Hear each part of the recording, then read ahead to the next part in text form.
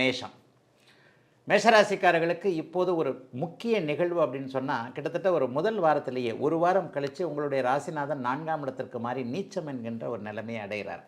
அதே நேரத்தில் 2ஆம் இடத்துல குரு பகவான் இருப்பதும் 12ஆம் இடங்கள் ஒரு நிலையில் பரிவர்த்தனை அடைந்திருப்பதும் ஒரு வகையில் நல்ல விதமான ஒரு தன்மை. இந்த மாதத்துலேருந்து உங்களுக்கு 7.5 சனி ஆரம்பிச்சிருக்கு. அதாவது போன 2 நாளைக்கு முன்னாடி மார்ச் மாதம் 29ஆம் தேதி நடந்த சனி பயிற்சியில் உங்களுக்கு 7.5 சனி ஆரம்பிச்சிருக்கு. ஆனாலும் இந்த 7.5 சனி பெரிய தொல்லைகளை கொடுக்காது அப்படிங்கிறத தெளிவாகவே சொல்லியிருக்கிறேன்.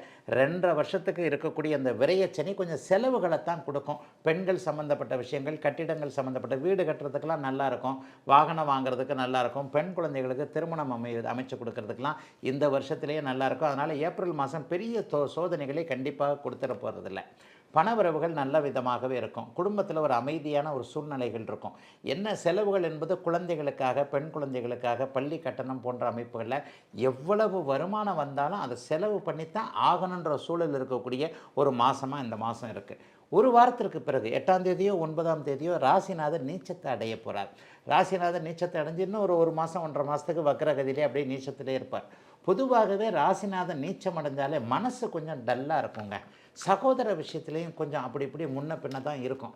எல்லாத்துக்குமே ஒரு அண்ணன் தம்பி போன்ற உறவுகள், அக்கால் தங்கை போன்ற உறவுகள் எல்லாத்துலேயுமே கொஞ்சம் பிசுறு தட்டக்கூடிய விஷயங்கள் இருக்கும். அதனால் சகோதர விஷயங்களில் கொஞ்சம் கவனமாக இருங்க.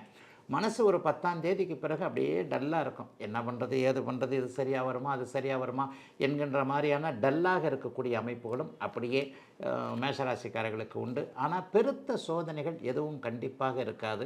எல்லாத்தையும் சமாளிச்சிருவீங்க. பணம் இருந்தாலே எல்லாத்தையும் சமாளிச்சிடலாம் இல்லையா?